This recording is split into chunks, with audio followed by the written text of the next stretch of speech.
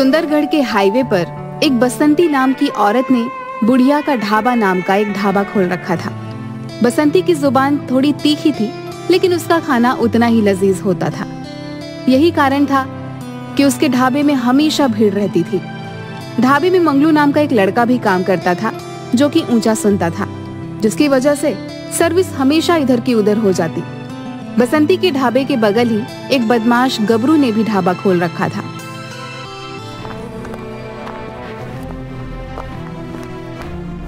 Manglu, 7 number table पे जाके customer का ऑर्डर ले लो। 60 नंबर टेबल तो अपने ढाबे पर है ही नहीं, तो फिर ये ऑर्डर किससे लूं? बुढ़िया सठिया गई लगता है।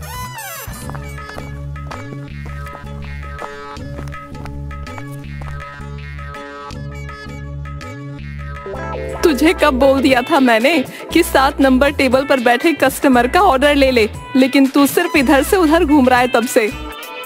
मालकिन, मैं तब से 60 नंबर टेबल ही खोज रहा हूँ, लेकिन अपने यहाँ तो लास्ट 12 नंबर की टेबल है।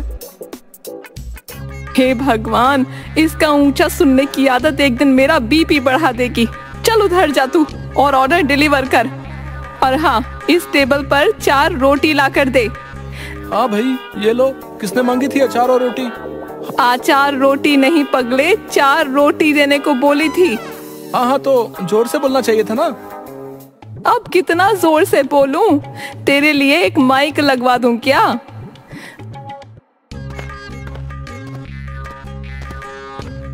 मंगलू, अरे ओ मंगलू, अरे इधर जल्दी से आ, एक बात पूछनी है। आया भैया, 1 मिनट।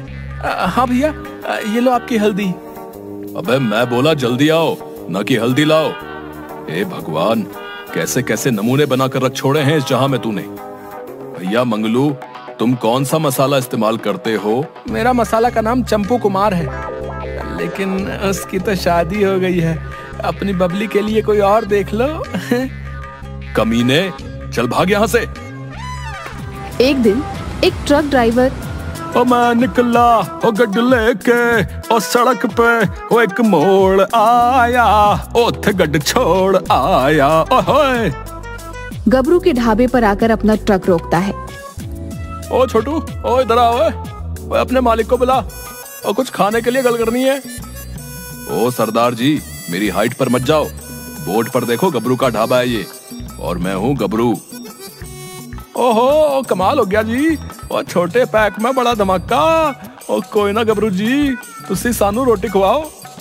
अगर रोटी पसंद आ गई तो मेरी पूरी यूनियन के ट्रक यहीं खाना खाया करेंगे। ओ जी बैठो, आप बैठो, देखो मस्त खाना खिलाता हूँ आपको। ओ धत्त तेरे दी हैं? ओ यार, सारा मूड खराब कर देता। ओ आज की खाना बनाया तुसी हैं? और 4 दिन का बासी खाना खिला देता यार। माफी सरदार जी, लेकिन खाना आज ही बनाया है, हो सकता है थोड़ा बहुत नमक ऊपर नीचे हो। अबे तेरे कद की तरह तेरे दिमाग भी काम नहीं करता क्या हैं? एक निवाले ने सारा सिस्टम ऊपर नीचे कर देता, और तू बोल रहा है थोड़ा नमक ऊपर नीचे। और सरदार जी गुस्से से ट्रक में बैठ जाते हैं। तभी उसकी नजर बुढ़िया के ढाबे पर पड़ी। ओ तेरी दी, और सारी महफिल तो यहीं लगी हुई है, और मैं भी बेवकूफ जो यहाँ खाने रुक गया। चलो बुढ़िया के ढाबे पर चलते हैं। आओ आओ सरदार जी, की खाओगे तुसी? ओ आ गया माई जी। ओ जी, आपके पड़ोसी ढाबे वाले ने तो आज गजब का खाना खिला देता। अरे आप कहाँ उस ठग के यहाँ रुक गए? वो तो 1 नंबर का हरामी है। ओ सही कहा माई, अगर गलती नाल खाना खा लेंदा ता गड्डी आज अमृतसर नहीं लाहौर च रुकनी सी। ये सब होता देख गबरू अंदर ही अंदर बुढ़िया के ढाबे से किलसा बैठा था। एक दिन गबरू का दोस्त चिंटू चटोरा गबरू के ढाबे पर पहुंचता है। देख भाई चटोरा, अगर पैसे देकर खाना खाने आए हो तो रुको, नहीं तो उधार मैं नहीं दे सकता। एक तो सारा कस्टमर बगल में चला जाता है, वैसे तू भी तो पूरा दिन कैमरा लिए इधर उधर झक मारता है। मेरा कोई काम ही कर दे, किसी तरह बुढ़िया के ढाबे की रेसिपी पता चल जाए। हो सकता है, सब हो सकता है। अपकमिंग फेमस फूड ब्लॉगर है ये चिंटू चटोरा। मेरे दोस्त, तुझे भी फायदा दूंगा, तू बस मेरा ये काम कर दे। अगर तू अपने ढाबे में 20% का प्रॉफिट देता है तो मैं यूट्यूबर बनकर बसंती से उसके टेस्टी खाने का राज उगलवा लूंगा। ठीक है, तो फिर किसी तरह से तू मुझे उसके ढाबे पर एंट्री करवा दे। नमस्कार काकी। अरे कैसे हो गबरू? मैं ठीक हूँ काकी, आप बताओ। बस किसी तरह चल रहा है, आप जैसा नहीं है। इधर भी सब ठीक चल रहा है। और काम कैसा चल रहा है? अरे हाँ, काफी दिनों से वो बस वही पुराने लोकल कस्टमर आ रहे हैं। मजा तो तब आएगा जब बाहर के भी कस्टमर आएंगे। मेरा एक दोस्त फेमस फूड ब्लॉगर है, अगर आप बोले तो उसे बुलवा दूं। रातों रात आपकी दुकान पूरे देश में फेमस हो जाएगी, लेकिन इसके लिए मुझे उसको 10,000 रुपए देने होंगे। अब क्या है ना, आज की दुनिया में कोई भी किसी के लिए फ्री में काम नहीं करता। ये तो ठीक कहा तुमने, उसकी चिंता मत करो, वो तो मैं दे दूंगी। तुम बस काम बनवा दो मेरा।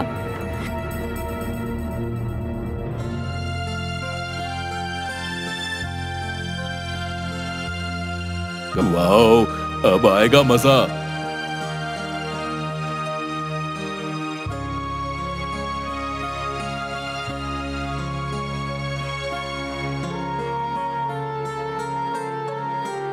कौन कौन है वहां?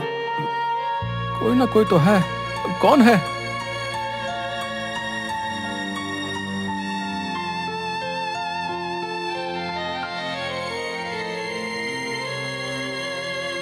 लगता है कोई बिल्ली रही होगी। नमस्कार दोस्तों, मैं चिंटू चटोरा आप लोगों के लिए भारत के सभी खजानों को साइड में रख के लेके आया हूं। स्वाद का खजाना। तो आज मैं आपको लेकर जा रहा हूं फेमस बुढ़िया के ढाबे पर। आइए ढाबे की मालकिन बसंती काकी से पूछते हैं उनके इस बेहतरीन ढाबे के बारे में। काकी, आपके मन में ढाबा खोलने का विचार कहां से आया? मैं जब शादी के बाद ससुराल आई तो मेरे पति, सास, ननद और खासकर ससुर ने मेरे हाथ के बने भोजन खाने के बाद मुझे ढाबा खोलने का सुझाव दिया था। आप अपने खाने में ऐसा क्या मिलाती हैं जिससे आपका खाना इतना लजीज बन जाता है? जो मसाले सभी डालते हैं वही डालती हूँ। काकी, आप घुमा फिरा कर जवाब दे रही हैं। अगर वही मसाले डालती हैं, तो आपके पड़ोस का गबरू ढाबा का स्टाफ बैठकर मक्खी क्यों मार रहा है? वैसा कुछ नहीं है, मैं मसाले अपने कूट कर तैयार करती हूँ और खाने में इस्तेमाल करती हूँ। ब्रेकिंग न्यूज, बुढ़िया का ढाबा के लजीज खानों का सीक्रेट आज आप सभी के सामने है। वो एक खास तरह से कुटे हुए मसाले का मिश्रण खाने में यूज करती हैं। ऐसा बदतमीज आदमी है, ऑर्डर लेने की जगह पीठ घुमाकर ढीठ जैसा खड़ा है। क्या कोतवाल जी, बाहर भीड़ खड़ी है और 1 घंटे से पैर पसार कर बैठे हो, ऑर्डर भी नहीं दिया अभी तक। अजीब आदमी पाल रखा है। ढाबे के मालकिन को बुलाओ। हाँ, ये लो चाचा जी अपना माचिस, और हाँ, बीड़ी बाहर पी कर आओ। यहाँ बीड़ी, तंबाकू, गुटखा, पान, दारू का सेवन करना मना है। भाई, कोई है इस ढाबे में जो मेरी बातों को समझ सके? अरे कोतवाल जी, क्या हुआ? क्यों सर पर आसमान उठाए हुए हो? मैं तुम्हारे ढाबे में खाना खाने आया था, लेकिन ये लड़का तब से मस्खरी किए जा रहा है। मालकिन, अभी कोतवाल जी कह रहे थे कि माचिस लाओ, तो मैं माचिस ले आया। माचिस लाओ नहीं, मालिक को बुलाओ, ये बोला है कोतवाल जी ने। कोतवाल जी, माफ कर दीजिए, ये थोड़ा ऊंचा सुनता है। आप ये सब छोड़िए और ये बताइए कि आप क्या खाना पसंद करेंगे? यहाँ सबसे अच्छा क्या है? वैसे तो यहाँ सभी अच्छा है, लेकिन आज मैं आपको अपने यहाँ की स्पेशल थाली खिलाती हूँ। आप तो खुश है ना आप कोतवाल जी? बुढ़िया का मसाला यूज करने से गबरू का ढाबा भी चलने लगता है। उसके ढाबे पर भीड़ देखकर बसंती गबरू का राज पता करने लग जाती है। जल्द ही उसे पता चल जाता है कि गबरू उसके दुकान से मसाला चोरी करके अपने ढाबे में यूज करता है। बसंती अपने मसाले में जमाल गोटा मिला देती है। आइए सर, आइए मैडम, आपके लिए एक्स्ट्रा कुर्सी और टेबल लगवा दिया है। हरिया, जल्दी से सर मैडम को बैठाओ। आइए सर, आइए मैडम, बैठिए। कहिए क्या सेवा करूं?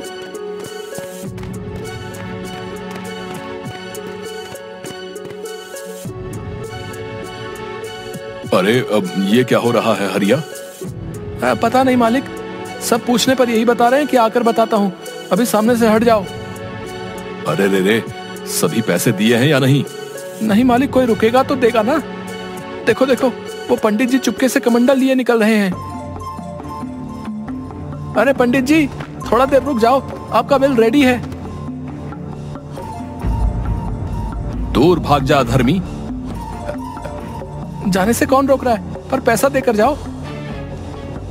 मारूंगा अभी।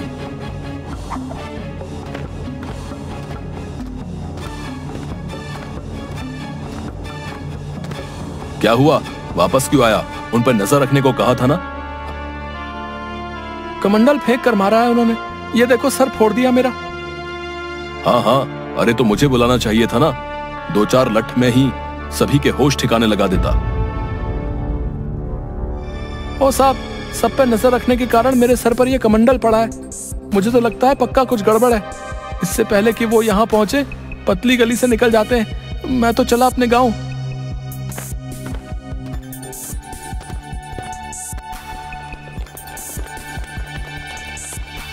लगता है भाइयों, इन्होंने पक्का खाने में कुछ गलत चीज मिलाई है। ये सब मेरा नहीं, उस बसंती का किया धरा है। उसी का मसाला मैंने आज के खाने में मिलाया था। पक्का उसी ने कुछ किया है। उसे पकड़ो आप सब और बंद करा दो उसका ढाबा।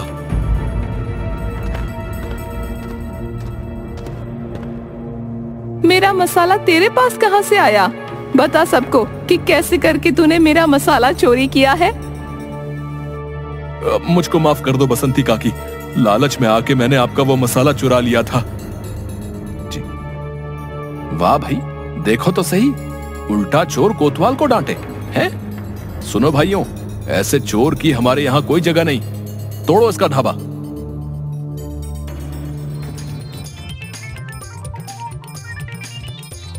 इसके बाद बसंती काकी के ढाबे पर खोई हुई रौनक वापस आ जाती है और साथ ही उन्हें ज्यादा लालच के कारण ब्लॉगर के सामने अपना राज उगल देने का सबक मिल गया।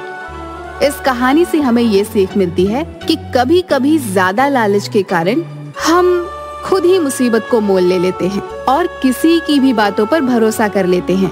इसीलिए कभी भी किसी पे आंख बंद कर भरोसा ना करें और किसी को भी अपनी चीजें ना बताएं।